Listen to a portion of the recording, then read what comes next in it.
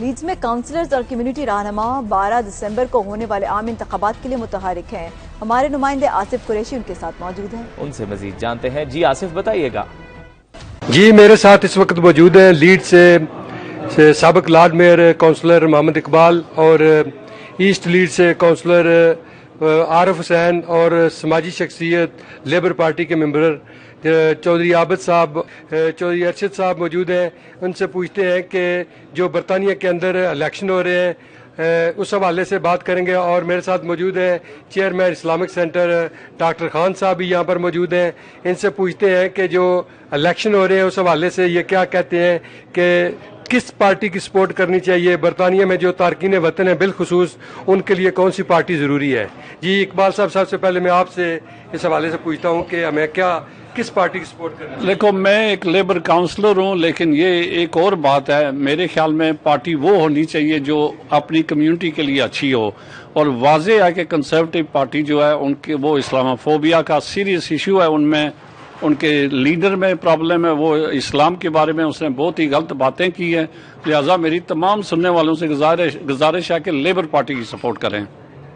جی counsellor عارف صاحب، آپ کا اس بارے میں کیا موقف ہے؟ میرا موقف یہ ہے جی کہ ہم کو جو ہم چاہے وہ لیڈ میں رہ رہے ہیں یا کہ پوری یو کے میں رہ رہے ہیں، ہمیں پارٹیوں کے منشور کو دیکھنا چاہیے۔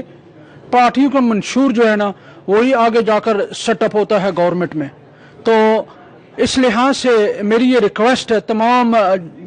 سننے والوں سے جن کے کانوں میں یہ آواز جائے گی کہ پارٹیوں کو جو مین دو پارٹیوں ان کے منشور دیکھیں کہ اس میں جس طرح آپ منشور کی بات کر رہے ہیں، مجھے یہ بتائیں کہ آپ کی پارٹی نے جو نیشنل ہیلتھ سروس ہے NHS ہے یا جو اسٹوڈنٹ، اس حوالے سے تھوڑا سا نہیں، نیشنل ہیلتھ ہو گیا، جس طرح انہوں نے لاسٹ ویک کو یہ اناؤنس کیا جی کہ بھئی اگر وہ دوبارہ پاور میں آتے ہیں تو یہ جو ٹیوشن فیس ہے اسٹوڈنٹ کی وہ ختم ہو جائے گی۔ جس طرح کو سوشل ہاؤسنگ کی انہوں نے بات کی ہے جو اس ملک میں بہت بڑی ایک کرائسس آنے والا ہے، اس لحاظ سے اسلامی لحاظ سے جو ہم پاکستانی، کشمیری یا اور دنیا کے مسلمان اس ملک میں رہ رہے ہیں، اس لحاظ سے اگر دیکھا جائے تو ان کے اندر جو انصاف کی بات ہو رہی ہے یا سوشل ایڈجسٹڈ ہیں ان کی بات ہو رہی ہے، یہ چیزیں ہمارے لیے اور ہماری آنے والی نسلوں کے لیے بہت ہی ضروری ہیں۔ جی آپ پرانے لیبر کے ممبر بھی ہیں اور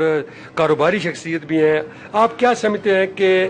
برطانیہ کے لیے کون سی پارٹی جو ہے وہ بہتر طریقے سے کام؟ اس وقت جو انسرٹنٹی ہے جی آصف صاحب، وہ یہ ہے کہ بریگزٹ کی پچھلے ساڑھے تین سال سے اب یہ پوری عوام، یہ 70 ملین تقریباً لوگ ہیں اس ملک کے، ان کو انسرٹنٹی ہے، ان کو پتہ نہیں کیا ہوگا ہمارے ساتھ۔ دیکھیں 75 سال کے ہمارے ایسٹرن یورپ کے ساتھ ہمارے جو اب وہاں پہ ایک مارکیٹ ہے، سنگل مارکیٹ سے کام کر رہے ہیں، ان کے ساتھ اپنی یونین ہے، اس کے اگر ایک دم آپ کٹ آف کریں گے تو ظاہر ہے کلیٹرل ڈیمیج ہوگا، انسرٹنٹی پیدا ہوگی،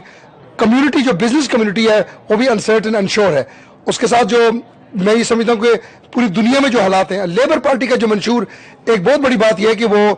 جو ہے فلسطین کو ایک اسٹیٹ جو ہے وہ اس کو اسٹیٹ کا میں کہتا ہوں کہ تحفظ دیں ان کو، اور اسٹیٹ مان لیں گے کہ واقعی فلسطین جو ہے نا ایک اسٹیٹ ہے جس کو ابھی میں کہتا ہوں کہ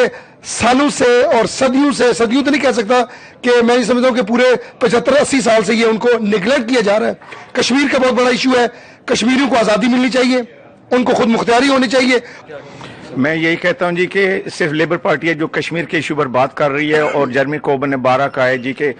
کشمیر میں جو ہیومن رائٹ ویلیوشن ہو رہی ہے اس کو بند ہونا چاہیے۔ تمام لوگوں کا یہی خیال ہے کہ